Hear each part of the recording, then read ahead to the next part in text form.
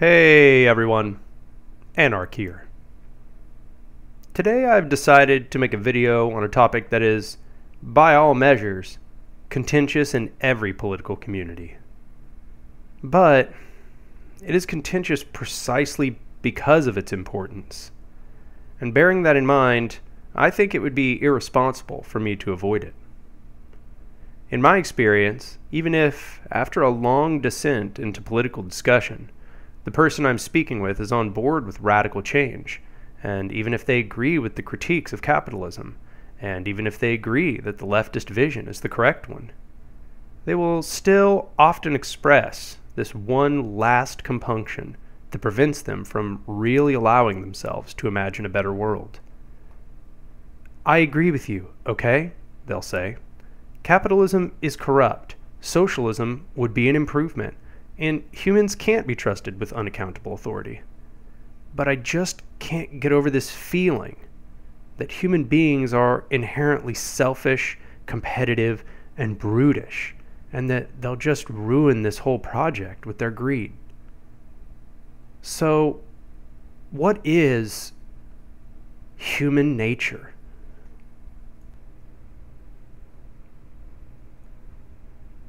This question of humanity's inherent nature is one of the oldest philosophical dialogues in recorded history, rooting all the way back to the Greeks and the Chinese, where both took for granted that humanity had such a nature. For this reason, their analyses largely centered around discussing what it was and how humanity might organize itself under its auspices. During the Enlightenment, however, a countervailing idea came into popularity. In this view, human beings were born without innate ideas, and were instead formed by their circumstances. It has often been called the blank slate theory of human minds. This blank slate conception underpinned an entire generation of philosophical inquiry, enduring with only moderate critique until the discovery of genetics. So, we must ask, is humanity a creature defined by its essential qualities and therefore shackled to them for all eternity? Or is humanity a blank slate, written upon by the quill of material conditions, unbridled by limitations to explore an infinite potential? The contention of this video is that there are aspects of truth in both perspectives. Yes, there are some components of humanity which can be said to be attributable to their nature as a species, but there are also an enormous host of components that are erroneously attributed to human nature for the needs of the powerful and are, in reality, formed purely from humanity's interaction with the world. Above all, we will argue here that humanity's most characteristic trait is this: adaptability through learning. Now, a disclaimer. This is not to say that this trait is what defines each individual as human. A person is human by genetic fact. Further, individual humans can be both pretty unadaptable and pretty limited in their ability to learn. Instead, what we mean to say is that humanity as a species is most characteristically defined by its ability to adapt through learning. And indeed, it can be said that a variety of other species share this trait, especially those that have high intelligence. But that is the crux. Intelligence necessitates the ability to learn, and the ability to learn increases the capacity to adapt rapidly. But one cannot be blamed for feeling that this dodges the question. When we discuss human nature, especially in the context we are interested in, what we are really asking is if humanity can better itself in a permanent fashion. Surely, given our knowledge of modern genetics, we must concede that some aspect of humanity lies unchanging as the tides shift around them. However, even if we assume it is true that humanity is somehow bound by its nature, who's to say that this nature is brutish and selfish? The science certainly does not offer such a clear condemnation. For example, A study that was carried out in 2012 demonstrated that human infants as young as 15 months old had already developed a keen sense of right and wrong. To quote the Scientific American summary, "To measure moral sentiments, researchers first had the children watch movies of an actor distributing food, either equally or unequally, between two people. Most of the toddlers spent more time looking at the unequal outcome, suggesting it surprised them by violating their basic sense of fairness. Next, every child picked his or her favorite of two toys, and the researchers then asked the kids to share one of the toys. Of the infants who shared their favorite toy, 92% had also been surprised by the unfair outcome in the videos.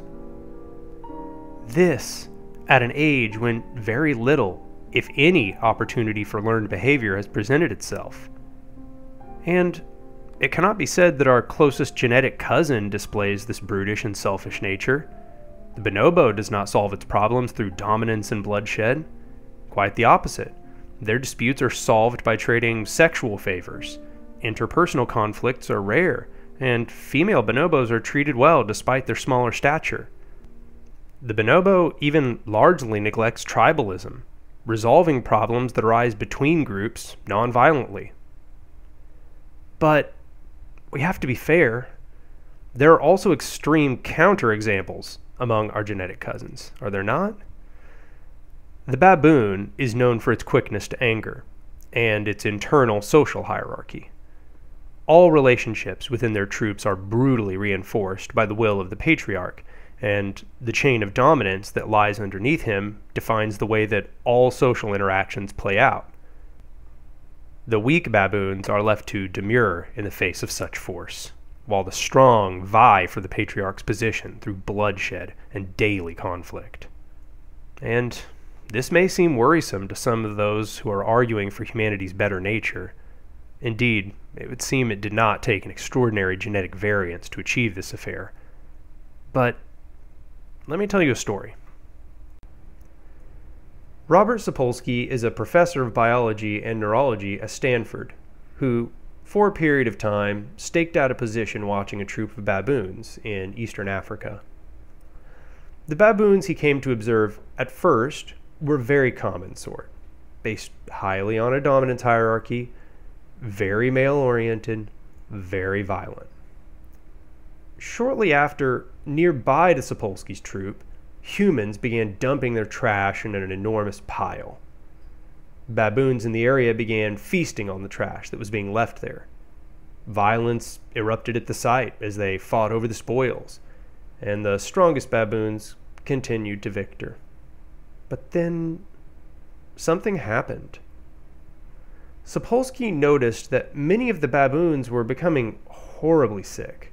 It turned out that they had been accidentally eating meat infected with tuberculosis. It rapidly began killing all of the baboons in the troop who were occupying the dump.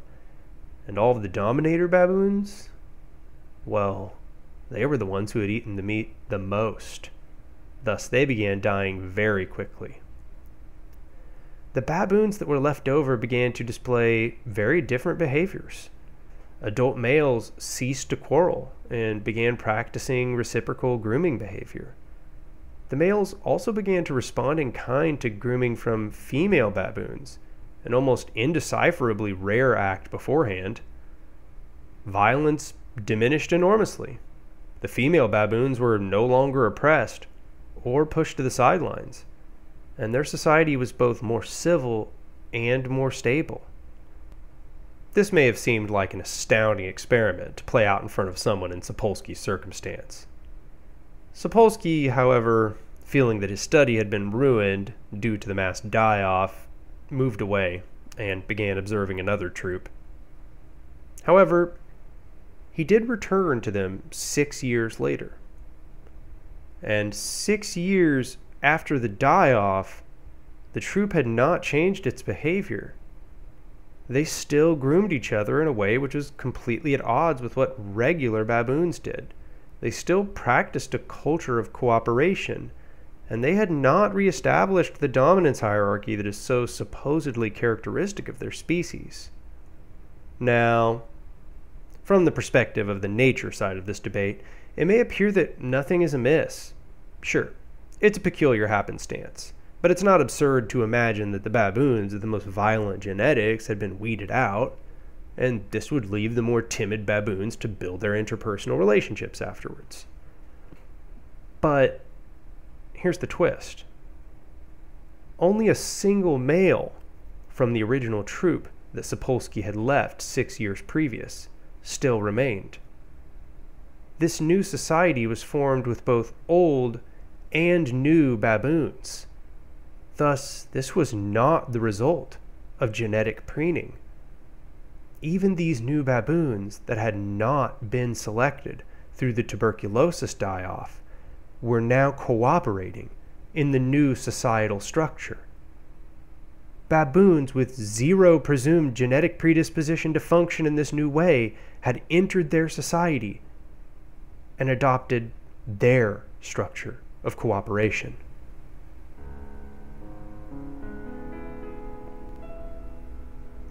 In nature, species evolve ignorant of the mechanics of the universe. Yes, the fields and the animals and the trees all have their known place, arrived thereupon by countless generations of struggle. But when an animal evolves forward, it is not known to them how everything functions, nor which is the best way to deal with the natural hurdles that stand in their way. Evolution is a very slow process, and ecologies teach their lessons through cycles that span millennia, often quite ineffable to the things within them. And, indeed, humanity arose, as all other species, fundamentally victim to the natural universe's inherent laws. Eat or starve, drink or die of thirst, seek shelter or be inundated by the elements. As humanity rose to meet these demands, no instructions awaited them, either on how to best overcome their natural hurdles or on how to manage their expansion should they succeed. Humanity was then, in its ignorance, forced to decide for itself. How will we determine our collective future? What are desirable and undesirable actions? How might we enforce or encourage adherence to that list of actions? The answers to these questions would determine whether they, as a species, survived or went extinct. In this trial by fire, humanity developed its intellect to produce an ideologically consistent tool, and using that ideological tool was a way to effectively and efficiently rise above the pressures of the natural world. But bearing the reality that no methodological response was set by nature, ideological conflict would naturally arise. Having been born from a universe that was such a harsh steward, some would choose the bandit's way, while others would rebel against this and choose safety and trust networks. The cooperators were the ones who formed the first societies. They settled and tended the land, their numbers providing safety from the brutal accumulation of the psychopath and the sociopath. Free to relax and to settle, the cooperators discovered the luxury of time and freedom from fear. And, attendant with it, the time to seek knowledge and to endeavor toward its preservation. This is why recorded human history coincides with the beginning of modern society. To record history requires a communal linguistic development, societal stability, and the application of a sort of methodology. If humans had formed themselves to the constrictions of competition and individual subsistence in the state of nature, there is no doubt each would have died shivering in their hovels, and all of humanity's history would be lost to oblivion, just as that of the tens of thousands of years of human history that now only exist in the inspection of archaeological record. But herein lies the ultimate tragedy of our nature. A species defined by extreme adaptability is also a species which can be transfigured into almost anything. Humanity lies in constant flux, a species whose identity is eternally malleable to redefinition. And those with power have quite explicit desires about how they might carry out such a redefinition, circumscribing it to forms of social organization contrary to the best interests of the many, serving only to vindicate the petty justifications of the powerful and their empty quest for power. Therefore, even though cooperation may lie at the practical center of humanity's survival, in capitalism, we are forced into the mold of the competitor. The central propaganda of a capitalist society is that now all humans are to include themselves in the rat race of selfishness and greed. No longer able to justify the orientation of power through the mechanisms of divine right or ruthless dictums of might makes right, competition has become the propagandistic fetish of the modern elite, an ideological foundation which justifies their placement in a false meritocracy. And they have thus created a society which perpetuates such a fetishization to the very masses who are deprived by it. The competitor, seeking to transmute humanity into the animalistic, individualist hunter, inherently drives to compartmentalize knowledge and reduce cooperation. After all, if knowledge proliferates, the competitor loses their edge. But we did not hunt the mammoths as individualist hunters. We hunted them together through the communal sharing of knowledge, by the mutual learning of skills, and the fluid coordination of necessary roles. Neither did the agricultural revolution take place due to the commands of the monarchs, though they exploited the newfound inertia once humanity achieved it. Nor did the industrial revolution come about by the wishes of the lords, although they took credit for the insights of the great naturalists after they were grown to fruition. And neither did the digital revolution arrive at the command of the capitalists, although they now obfuscate the advancements of public researchers and wield their achievements as a cynical bludgeon to stymie calls for revolution. In all eras, the power structures have crowed of the achievements that were had in the wake of their wars and plays for dominance and petty betrayals.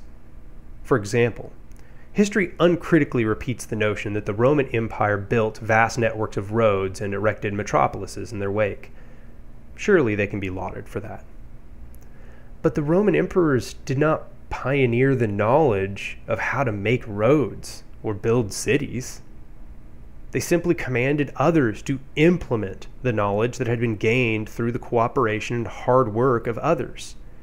That the Romans had to wait to holistically implement already existing technologies until they served the needs of military dominance and establishment of sovereignty confirms the role of the powerful as the throttle, not as the great accelerators of progress. As highly intelligent beings, our minds are powerhouses of observation, inspection, and analysis.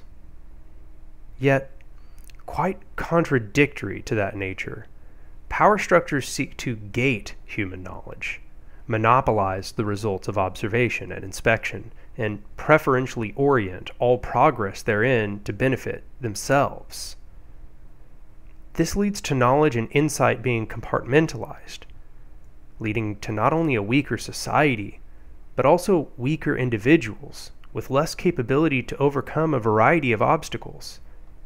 It is by sharing knowledge that humanity shares the prefigured ability to respond to obstacles, something that other species fail to do effectively.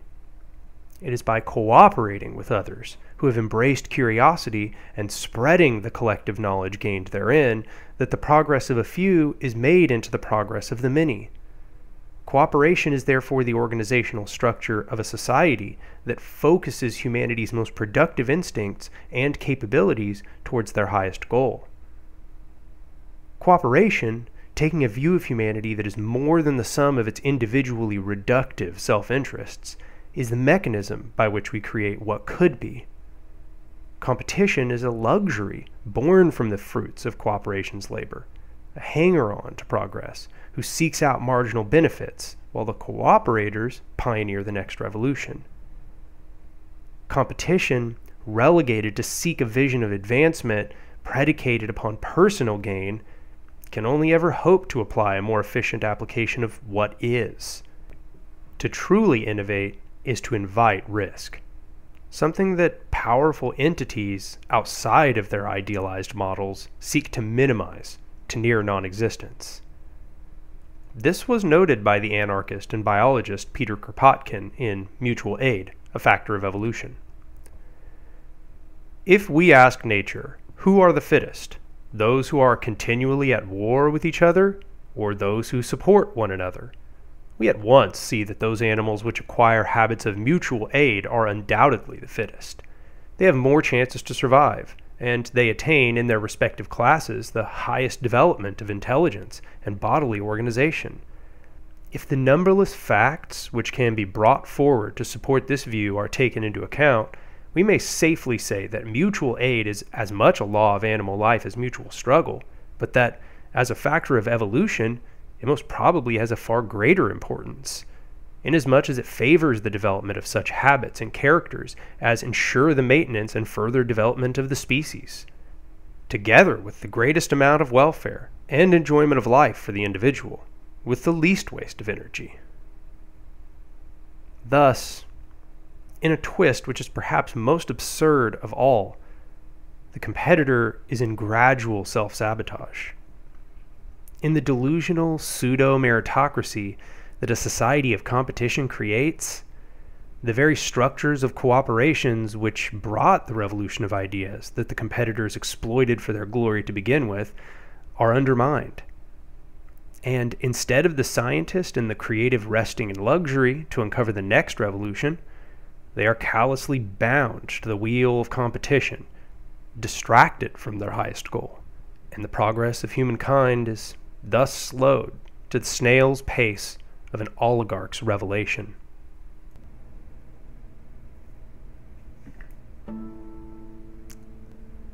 Let's return, for a moment, to the story we told about the baboons earlier. Robert Sapolsky was asked, when interviewed later, why he thought the baboon society had changed in such a drastic and enduring way after the die-off. Sapolsky said that in the original troop, when the new male baboons would enter, regardless of any pre-programmed genetic code, they were quickly inundated with the most violent and degrading treatment from the dominators of the group. Fearful of reprisal from the bullying, females would refuse to mate with the new males, or groom them. In witnessing this hierarchical society, the new baboons were trained on the requirements to survive, become a dominator, or be outcast. But once the bullies were gone, the new baboons that entered the troop were no longer attacked and degraded. Instead, upon arriving, they were introduced to a reciprocal environment. Females, no longer threatened by the violent, bullying baboons, could now freely choose their mates. The new baboons adapted to this way of life and flourished. Baboons, considered one of the most violently dominant species of primate in existence, were able to completely change their social structure in an enduring way in extremely short order. And most notably, it did not require that there be genetic preening to select some ideal peaceful baboon. It only required that the dominators were removed from the population long enough for those that were left to build a better society. After that society was built, they no longer even produced dominators, nor did newcomers reintroduce the dominator's behavior. It has now been 20 years, and Sapolsky's troop still functions this way. I contend we are not bound to a lesser fate than baboons. You see, it is not humanity's fate to be competitive and selfish. But nor will humanity naturally gravitate toward a nature of selflessness and cooperation if left completely to their devices. It should instead be said that a society of cooperation is one which is better fit to humanity's strengths. Collaboration is a tool which allows humanity to overcome their communal obstacles, to focus upon discovery instead of incremental benefit, and to pursue the aspects of their being which bring the flourishing of the individual and the society together. We are a species with an intellect whose rival is seen nowhere in the animal kingdom, and that intellect guarantees that we can adapt far more quickly than any other animal on Earth. Why should we be burdened by the maladapted instincts of the few? Why should we wait around for the scales of justice to tip in our favor by chance? Humanity, gifted with such incredible intelligence, is a species able to conceive of a better future. More than that, we are gifted with the ability to create a better future, if only we can oust the dominators from their perches. Because this society of ruthlessness, of selfishness, of greed and deprivation of other, it is simply not conducive to our nature. Thus, while it may be true that our nature does not constrain us, it also does not guarantee our flourishing in the face of the dominators. A better future requires our intervention if we hope to see it. While our destiny could lie among the stars, so too could it lie here, stranded by the petty selfishness of the few, upon a dead planet, dominated by the mean-spirited, a species who could have spanned galaxies, relegated to live its remaining miserable centuries in the dead womb of the thing which birthed it. The difference will be decided upon whether we may build a society of hope or a society of cynicism. So reject learned helplessness. Reject the defeatists and the other assistants to decay. Our best future shall only ever lie in the hands of the courageous and the eternally undeterred. We must build the structures of liberation that are needed so that we may find freedom from dominance forever. It is not only your own fate that you hold in your hands. It is the fate of many generations to come.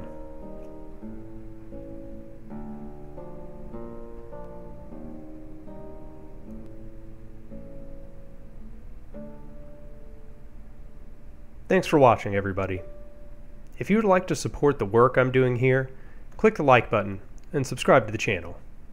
Also, leave a comment below and tell me what kind of content you want to see. As I'm sure you've noticed, this channel is still really tiny and every single interaction makes a huge difference. And if you really like what I'm doing here, go become a patron at the Patreon link below. Anyway, see you around. But remember, if we want a better society, we must only build it.